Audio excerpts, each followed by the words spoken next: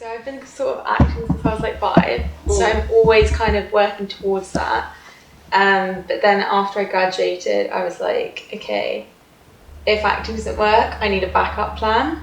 So I started to set up my own business, which is kind of related to acting as well, and it's a murder mystery company.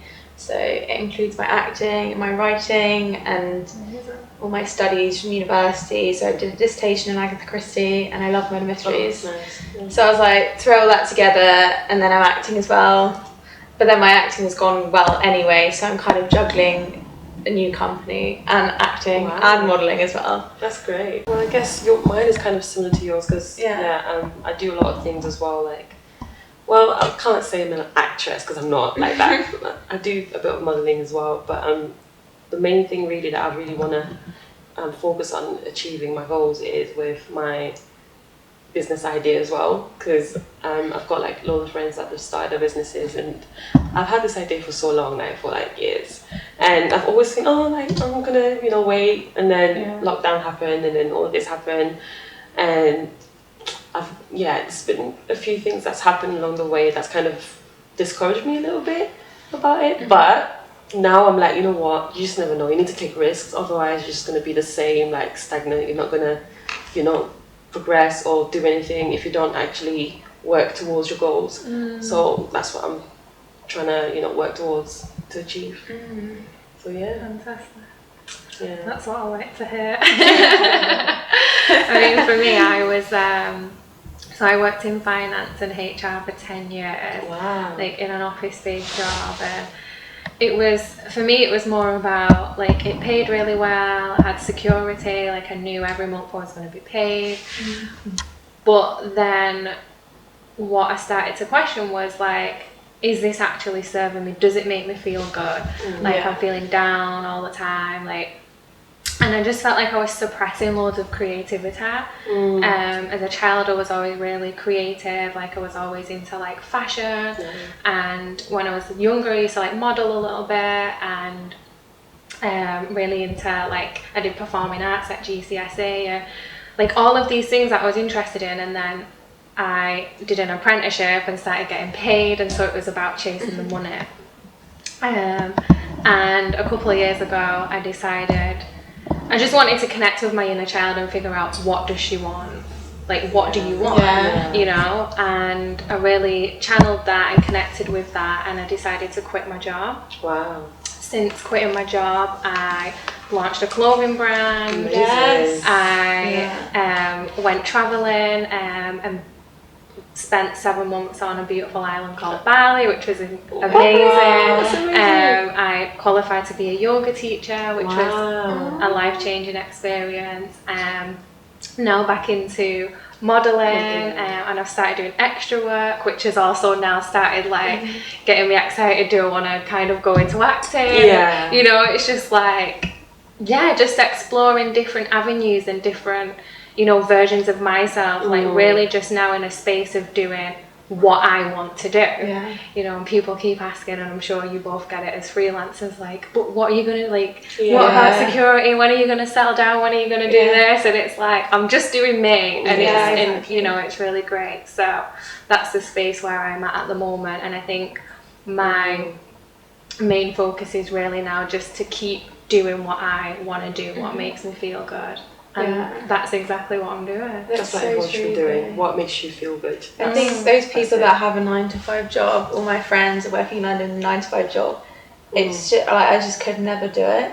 I couldn't do it. It's like, if you are creative and you love what you do, it's so much nicer to be doing that. Like when I'm away on set, like I pack a suitcase, I go for 3-4 weeks, and I'm just on location, and it doesn't feel like work. And that's why it's like, it's amazing. When it doesn't feel like work, that's when you found the way. And even from living experience of having the office job, I had a mortgage, I had a cat, everything, married, like almost like so really settled down and secure. And then just like, no. And then me and my husband were just like, this just isn't serving us, it was kind of like we were just following like what society expects us to do, and not really what we wanted to do. And of course it's nice to have security, and it's nice to have money, but at the same time, you know, like taking that risk, coming out of my comfort zone, like all of these things that I've achieved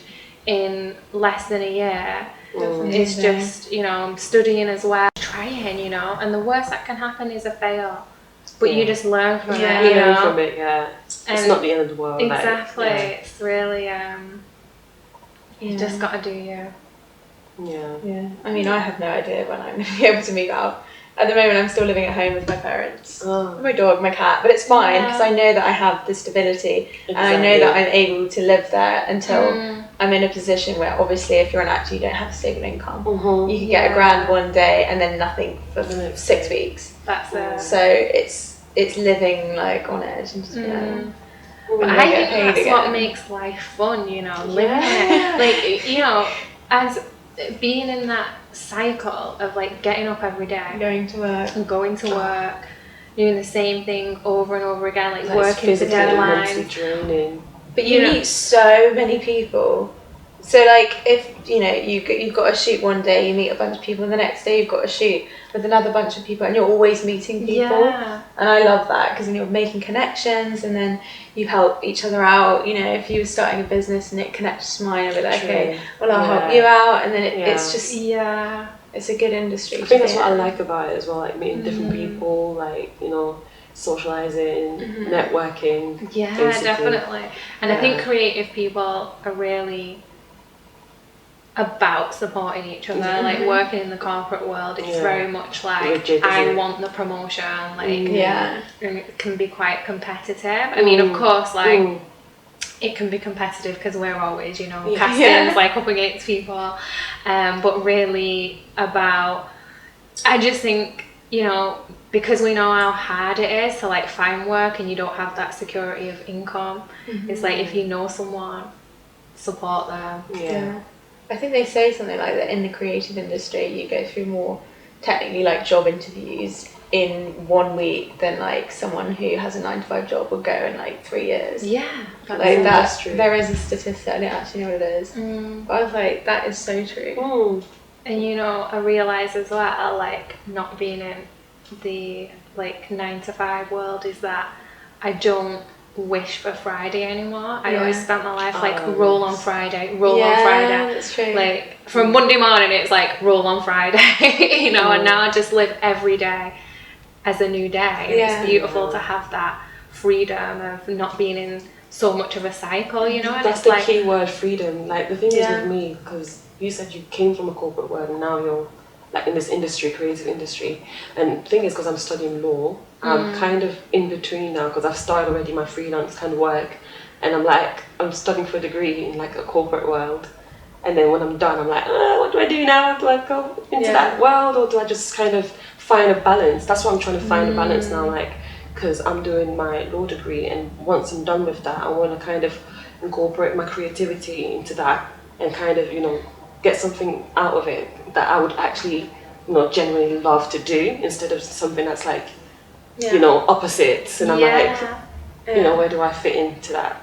So that's what I'm trying to, you know, kind of figure out.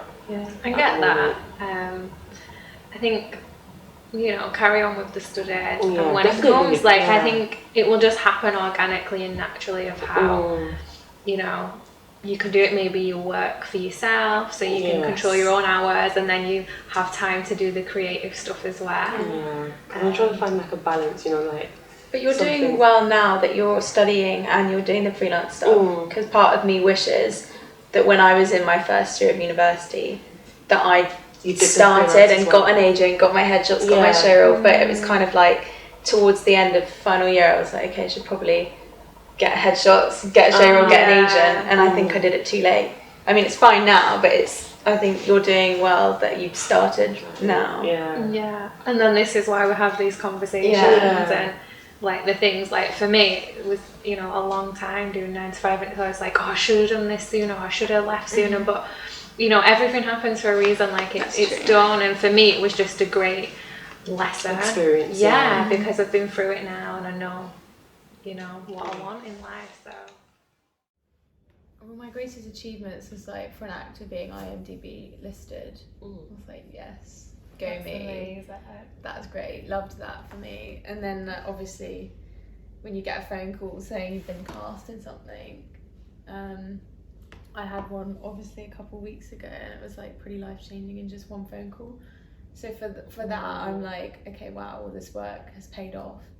But in terms of challenges, I think the only things that I personally had to deal with is rejection, and how that kind of affected me, because a lot of people say when you go into acting and you go into modelling, you've got to be thick-skinned, and if you're not going to survive, because the amount of times you get those emails saying, sorry, unfortunately you haven't got the role this time, and you have to not like be gutted every single time. So when I get that email, I mean, I still do it now. If I don't get a part and I really wanted it, I will cry. And like that is just something that you do face as an actor. You get rejected so much. But then when you get that one phone call saying you've got the job, that all that rejection doesn't seem to matter. And I think when I do get rejected, I always try and ask why. But then if I see that it's gone, I don't know, for an acting role, it's gone to someone that looks nothing like me. They've got brown hair, they're short, I'm like, okay, it's not me. But if it's gone to another ginger, I'm like, okay, hang on, something's wrong here. But yeah, I think that's probably the hardest challenge that I've had to face. Yeah. I think we can probably all relate to that. Definitely. In many ways, being in this industry as a model. Yeah, especially when it comes to even like, this is like the big, massive one, the race thing, when it's like, when it's, they basically don't want to tell you that you're not suitable because they're kind of looking for a different type of race, especially for a black girl. Like sometimes you do like get castings, they're looking for a BAME like model, but then as a black girl, there's still kind of like, basically they'll rather cast like a mixed race model or someone that's got a little bit of like mixture to them instead of just like a full-on black. Do you know what I mean? So it's kind of like, I've seen that happen so many times in the industry as well. So it's kind of made me feel, oh, okay, great. I could have given up, but I'm like, I'm not, because at the end of the day, like, you know, everyone's different, and there is, like, it is getting better in a sense, because before it was a bit more kind of rigid, and if you're going to be a black model, you're going to have to be really dark skinned and like very kind of, what's her name?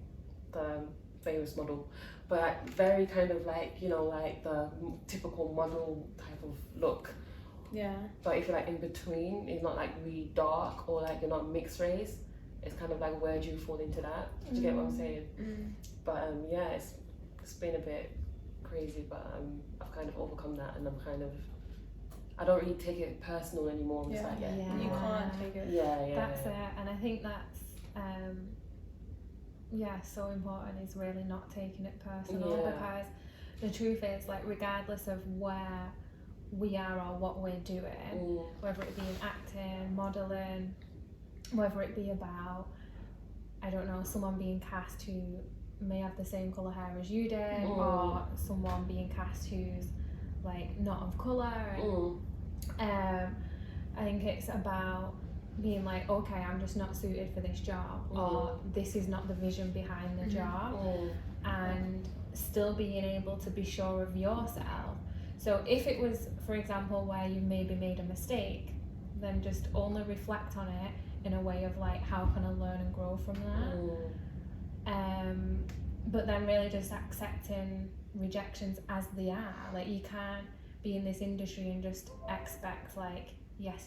Like, life never operates in that way. Like, without, you know, I know there would never be a yes, right? There always has to be like a balance, of course. Like, it would be impossible. Like, could you imagine if every casting you went to, or every job you applied for, they said yes? That would be like, how do you balance that, right? And I do believe like everything happens like for a reason, and you kind of, you get the no's to either build resilience, and also really like self-love. Like, you have to, you know, love yourself unconditionally.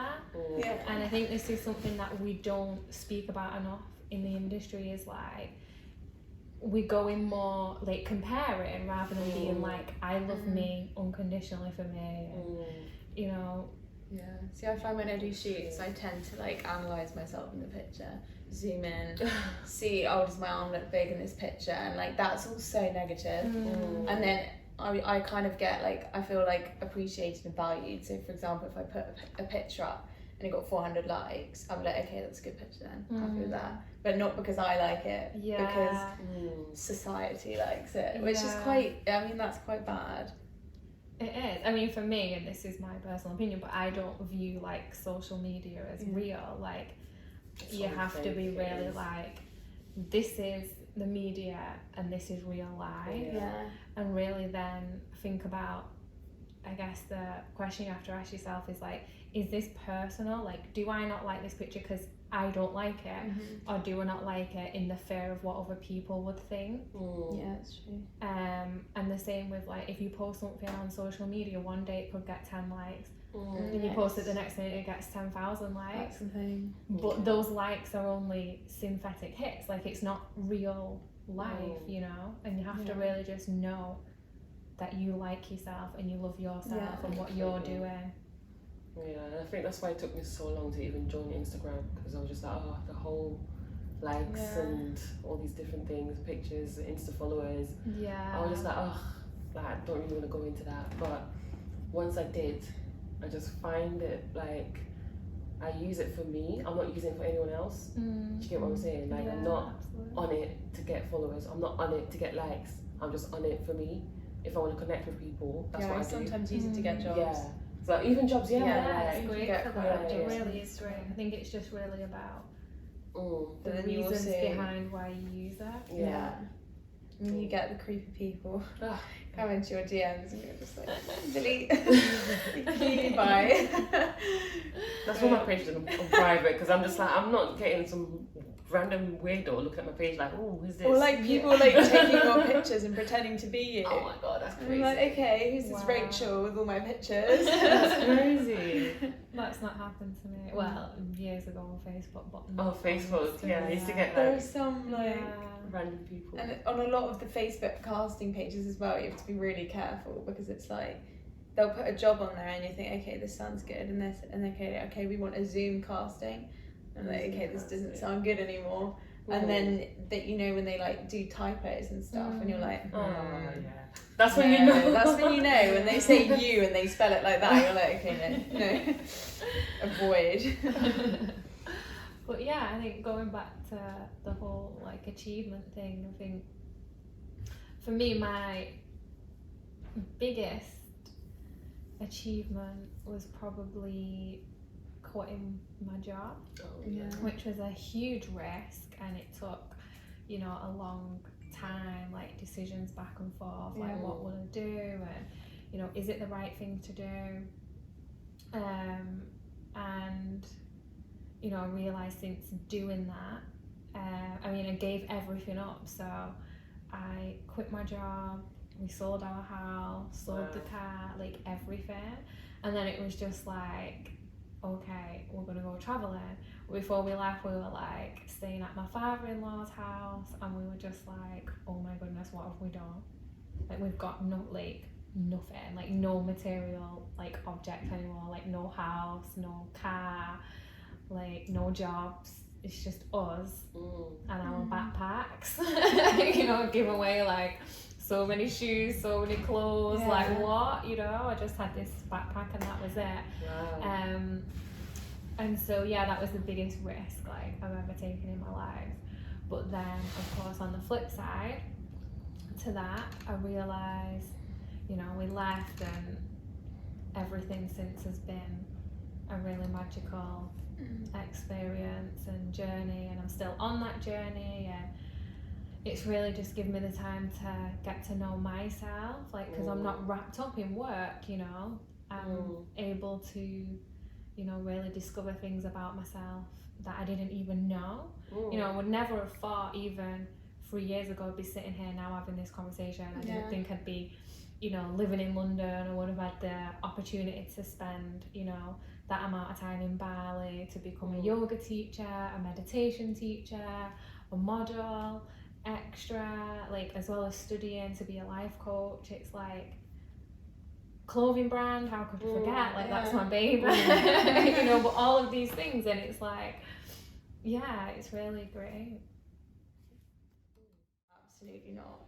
Like, since the age of 5, I've always known what I wanted to do, and I would never even think about not doing it. I've never had a moment in my life where I wanted to give up. Ever. It's weird. That's weird. No, it's not weird. That's actually it's like I just know. I knew from that age, this is what I want to do. This is what makes me happy. And even when I do get rejected all the time, I don't know. It's like, it's kind of stupid, but like since I was 5, like I kind of always imagined it happening, and now it's in my head, and I can't not see it. Like I will be an actor, and that's kind of like, I think that's amazing, and that's not weird, because it takes people or it can take people a whole lifetime to find their life purpose. And you found yours at the age of 5. Like that's awesome. Own it, because that is awesome. That's it. It really is. That's incredible. But yeah, with me, it's like I'm just not gonna stop. Full stop. I don't know how to explain it, but I'm just not gonna just give up on trying to achieve what I want to achieve, because I feel like there's a lot of things that's happening, and I feel like in life you can't really be like too late, if that makes sense. Like if you start now, then you're not too late. Like even if your peers, maybe they've got everything together now, and it's like life is not a race, it's like a marathon. So you're basically in your own lane. You need to do what's best for you, and in due time, like everything's gonna fall into place. So you just need to keep going, and because who knows, like if you stop, like the next couple of months or days, that could have been your breakthrough, but then you stopped, so you couldn't, like you wouldn't know that, you know. So that's why I'm like, I'm just in life, I've got that mentality that I just can't stop. That's it. So I think a lot of creative people are like that. I find anyway. All of my actor friends that I know, none of them have ever just been like, no, give up. I think similar to what you were both said, I can relate. Like, I mean, I never had a solid like life purpose at 5. Like I've tried different things and different careers,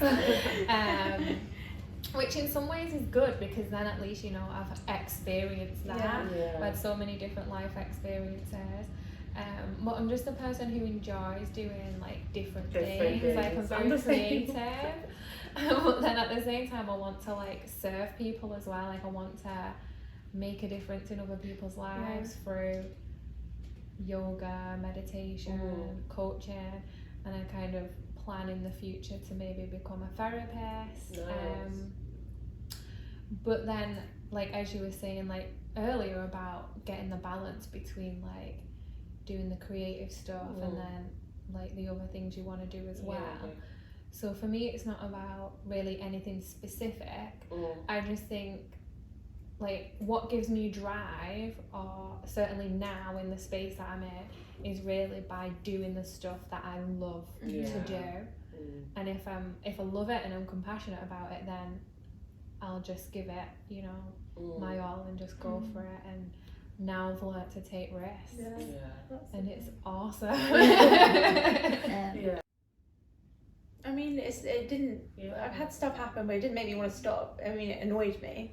Like people, I don't know, people being rude or not treating you very well on set or at modelling shoots. It's generally more modelling I've had it, where other girls haven't really been very welcoming and things like that. That's made me want to not model. Like not, when you do stuff that's underpaid or like not paid very well, and then they, you don't get a lunch break for 8 hours, then you're like, I'm kind of hungry and annoyed now. But it's made me think, right, okay, always prepare like a snack bar. But I don't think acting wise there's ever been anything that's kind of scared me enough to stop. Because I don't know what I'd be without acting. Because I think acting is part of my personality. It's part of who I am. And I think if I didn't have that, then like I don't know what I'd be. Which is quite scary. But someone said to me the other day, and I thought it was really interesting. Someone said, would you rather get cast in a film and get £15 million and then you're never allowed to work again? Or would you rather be acting in low budget stuff, being able to make an income, but you can act for the rest of your life? What would you pick? And I said act for the rest of my life, because I could be a millionaire. Yeah. But I'd still want to act. Yeah. Even if I had all this money, I don't know. And that, I think as well, is such an important thing, is when you do something that you love, the money doesn't motivate you. It's what you're actually doing that becomes the motivation. And that's really beautiful when you're in that space to just do things that you love without, you know, because money comes, you know, but just finding that.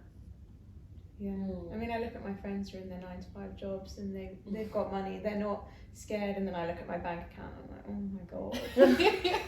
But I'm not jealous of them, because I know that I'm like, I don't look at them and think, oh, I really wish I could have gone shopping and bought that, I wish I could go to this place, because I'd rather have no money than be in a 9-to-5 job. It's just no other way to... I've been there and done it, and I'm telling you, I'm not going back. Like, I'm living, you know, at the moment, living out of a suitcase, you know, was someone who had like practically a walk-in wardrobe, and now living out of a suitcase, and it's like you don't need all of those things. That's true. You don't. And I You feel really like don't. with me, because coming from my parents, like, coming from like an African background, you know how African parents are like, you have to be a doctor, you have to be a lawyer, you have to be this.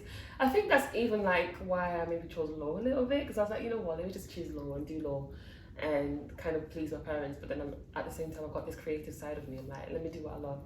But so with that, my dad especially, he was just not into the whole modelling thing. He was just like, no, like,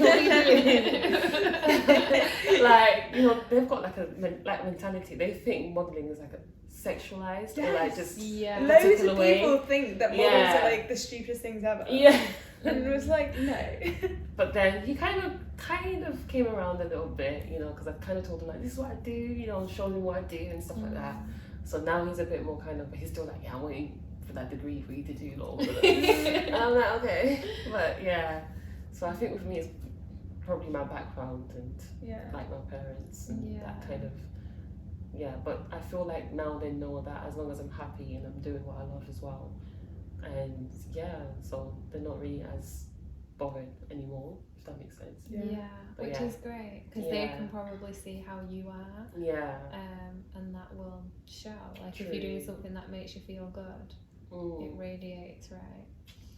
And I think, you know, it's always difficult because in society it's like, I don't know, like the way everything is so hierarchical, so it's always like, what do our parents want from us? And I think a lot of us just fall into like what they want us to do rather than what we want to do for ourselves. And I think it's important to make that separation, so it's like, you know, because my parents want me to do this, I must do this. But really, like, figure out, like, what do you want? Is it the same vision? And if it's not, like, you have to kind of break away from that and just do you, because it's your life, and no one, whether it's a parent or a sibling, has a right to tell you or influence you in any kind of way of what you should and shouldn't do. That's why, like, I feel like with me now, with that experience now, I'm thinking to myself, me as a parent, I'm just gonna try and identify what my kid loves from like a young age and support them from like doing that. So like, instead of kind of imposing my, you know, like, you have to do this, like, I'm just gonna let them do what they love and actually kind of nurture it from like a young age. Because once you start from a young age, and when you grow, like, it's like a craft, isn't it? It's like you master it, and then you can literally be anything. So that's what I've learned from that as well. I feel like my family are super supportive. You know, if I run out of money, they help me out. They've got my back. They're always there if I'm going to play front row. They're very supportive. But I think friends from home are not as supportive. They kind of think what I do is a bit of a joke. I hope they're not watching this. But I don't know, I think if you're not in the industry and you don't really get it, then I don't know. I just haven't had much support from my friends who are like working in London. I mean, some of them are fine, some of them will come and watch me and stuff, but I think people are very self-absorbed and you can kind of tell when you're in this kind of industry and you want people to support you, come and watch you in a show. It's always interesting to see who actually can be bothered to turn up and, you know, get a ticket and support you, because you get a good understanding of like who your friends really are. Because I think being an actor and not sort of, you know, being at home a lot where all my friends are, you kind of are isolated from the group a bit. And I've got a lot of friends, but singly, not in one sort of big friendship group. They're all like individual people that I've met at a shoot or on set and stuff like that. So they're all supportive because they're in the same industry and they get it and they help each other out and you help each other out. But then you get the people that are like, that you're not very close with, that they'll go on your Instagram, they'll look at the casting director that you've just worked with, they'll follow him, they'll message him behind your back. So you've got to be kind of careful as well with, especially in this industry, you've got to be careful with, you know, people trying to their intention to get a back door, and if people are using you, or I don't know, I've had a lot of people use me for connections and stuff like that rather than actually being supportive. So you have to be quite careful, and you've got to gauge who is there to support you and who's not. But I think family is always a good place to start. You know, they've got your back more than anyone else, I think. Yeah, but I guess that depends on the family as well, because everyone's journey is different. Some people don't have supportive family, like support from family. I think for me, like, I've been really fortunate to have my husband. He's really supported me through so much, from like quitting work to the decision to sell the house, the launch of my clothing brand. He has been like just always like reassuring and just there for me, and even being like a model. And we were out the other week actually, and some photographers were like taking pictures, and he was like, Ama, and a few of our friends were like, how does that make you feel? Like, you know, do you feel any kind of way? And he was just like, I'm secure with who I am and our relationship, and I support her 100%. Like, I don't see this any kind of way. Like, she's just doing her thing, she's beautiful, I'm proud of her. And I was just like, you know, this is why we're together. So for me, I'm just so fortunate to have that really support system in place from day one, because of course, like we discussed earlier about like the modelling industry and how it's viewed and how it can be like, I don't know, there's a lot of stereotypes and it can be sexualized and just all of these ideas. So to have a man like behind you who supports you in that way is incredible. And when I was younger, I remember as a teenager modelling, I had a boyfriend then, and he did not like it at all. Like, he was so jealous. That's how my ex. I even had like and so then of course now all these years later, coming back, you know, into the industry, it's nice to have that support system. So I'm very fortunate to have him. And my dad, he's like my biggest fan always. Although he wasn't so supportive when we decided to sell the house and stuff, because he just couldn't compute. Like in his generation, it's like, you know, get a good job, buy a house, have all the things that I didn't have. Get married, have children, and we had all that. Like, we were married, and then the next step, like in society, would be to then go on and have children. But we were just like, we're not ready. Like, we haven't done all the things we want to do. So a lot of people were trying to like discourage us from doing it, or people thought like they're crazy. Like, people were just like questioning, like, is one of us having a midlife crisis? Like, why would you do that? Like, are you mad? Like, you got a beautiful home, like, you know, why would you do that?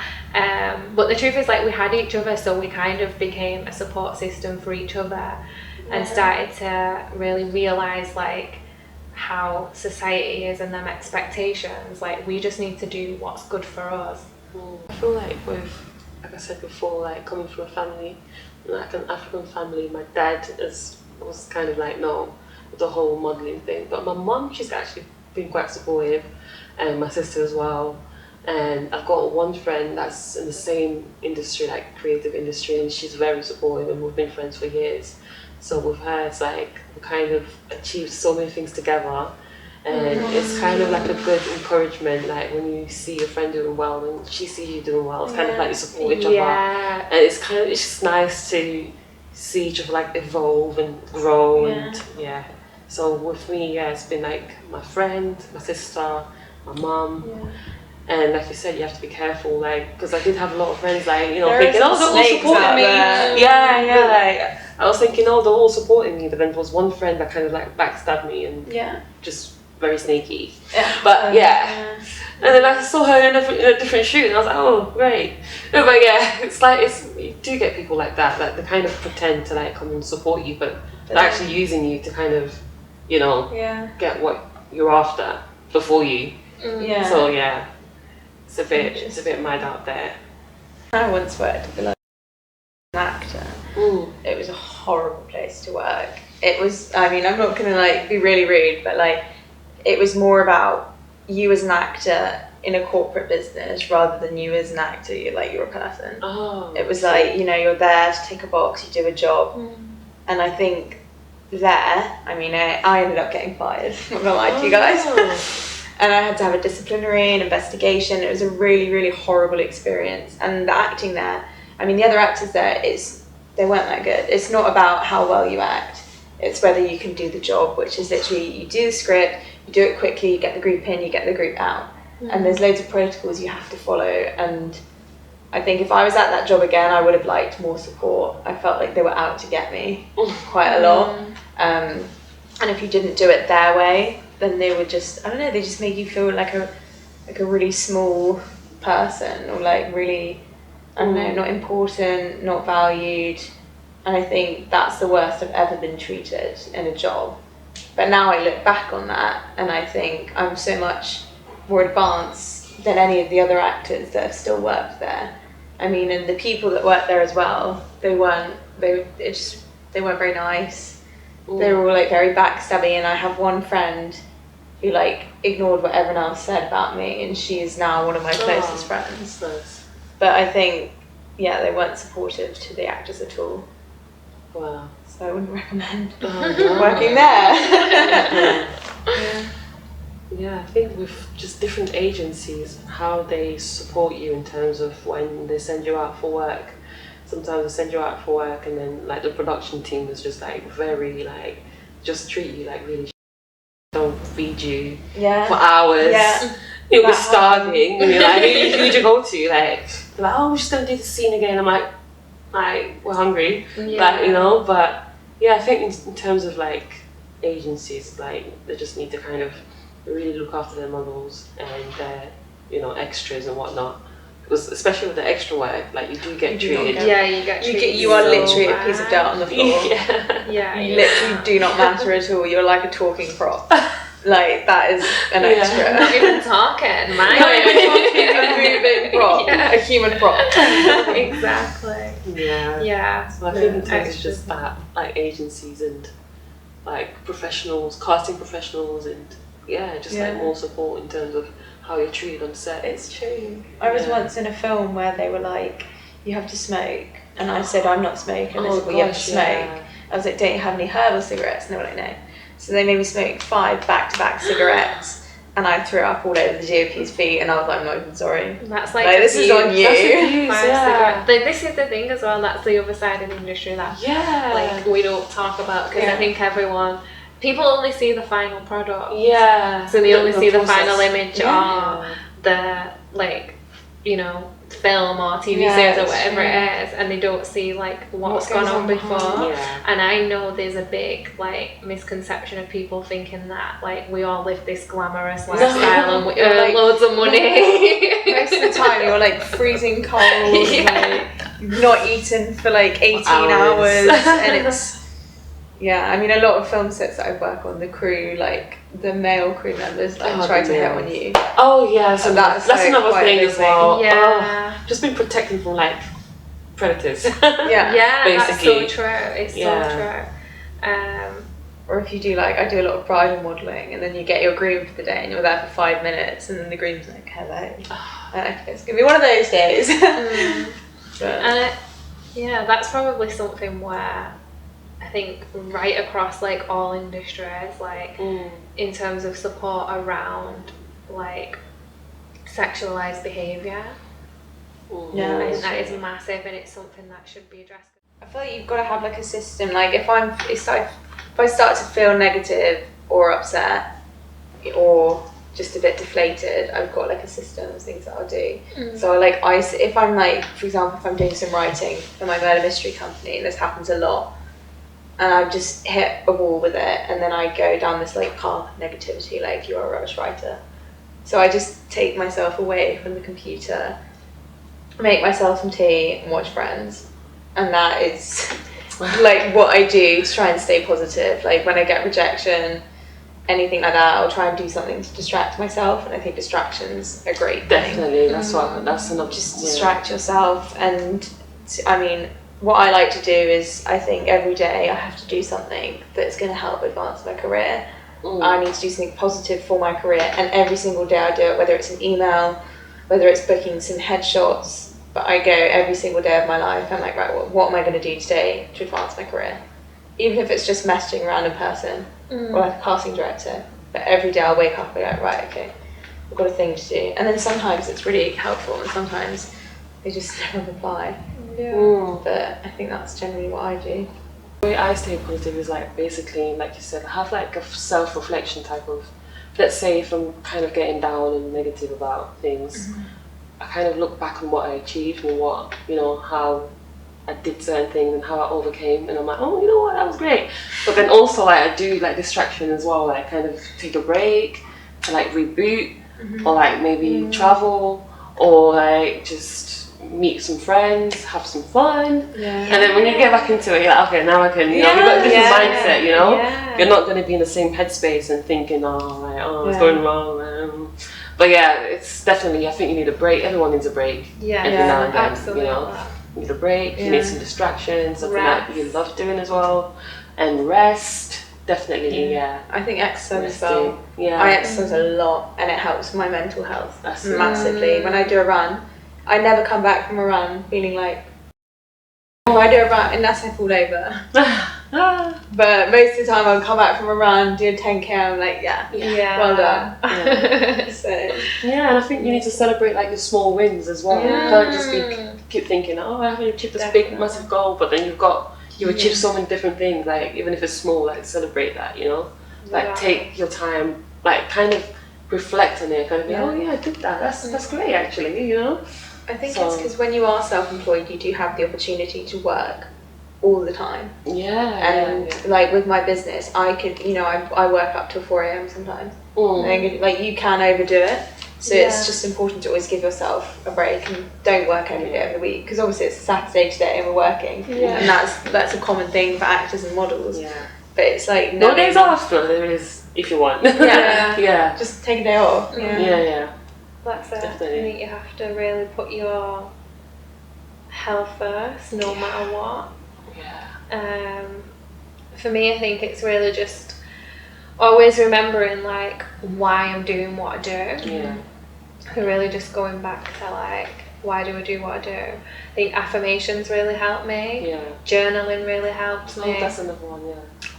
Also, really, if there's anything like I'm unsure about, I always do like reasons why and reasons not, and then kind of figure out what outweighs, and then like make judgment on that. But for me, definitely positive affirmations, like without a doubt, like really keep me going, and just remembering like why did you choose this path.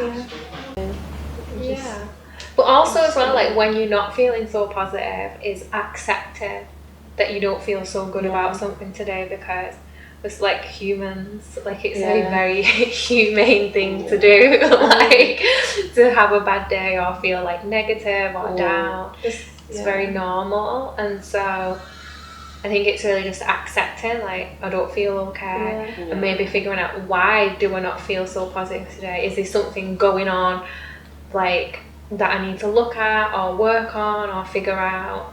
Am I on the right path? Is it serving me? Or is it just a little bit of insecurity that's like come in? And just really figuring that out. Yeah, I think a lot of people say that you should treat your mental health like your physical health. Like if you twist your ankle, don't go on a run. Yeah. But if you're feeling anxious, you're feeling upset, then rest, just like you would if you had a back injury. I think a lot of people are very like skeptical about, you know, with mental illness, that it's not like a thing. And I think a lot of creative people have, I think, being in the creative industry, and I think all the actors I know have something mental health wise, they've got something going on. So I think most people do nowadays. It's becoming more like common. But it's just, you know, talking openly about it and saying, oh, okay, if I'm depressed today, then I'm depressed, kind of thing. I think we all just need to be okay with not being okay. Just accepting like the way you feel, and also having the courage to say no. You know, that's something that's really helped me. Like I always wanted to people please, which triggered from like childhood trauma, right? And like being in a position to like, you know, follow like your intuition and just be like, no, this is not what I want to do, or I'm not okay with doing this. And I think when you do stuff that you don't really want to do, like that's when it's easy to fall like into that negative mindset as well, because you're not feeling like motivated, like because it's something you don't really want to do. So the power of no. I'm such a people pleaser. I'm so bad. Like if I had an unpaid modelling job and then I got booked in an acting job, I would feel so guilty about cancelling, and I'd think of like really random like lies, like my dog's going to the vet, and then I realise if I just say, look, I've got the opportunity for a paid acting job, they'll be like, take it. And then I'm like, because everyone in this industry is kind of going through the same thing, so they would understand, I'm sure. That's what I've learned as well. And I always, now one of the things that I've started to do when if I'm doing any unpaid modelling work is to say, like, I'll confirm, but just know if paid work comes up, I will take it. Just, you know, and I'm always polite about it, and it's not a disrespectful way, like, or anything towards the photographer or whatever it's for. It's just more that, like, I have to prioritise, like, my work as well. Like, I need to eat at the end of the day. And sometimes I'd be doing, like, an unpaid shoot because I didn't want to let someone down, and then going straight to a paid shoot, or not having any rest just because I didn't want to say no. You know? I don't know, I'm going to. Anyone can go first. Have we started already? Yeah. Are we recording?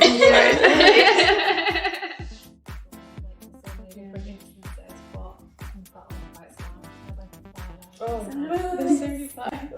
I know it's summertime, and London is another level for flies. I'm not used to this.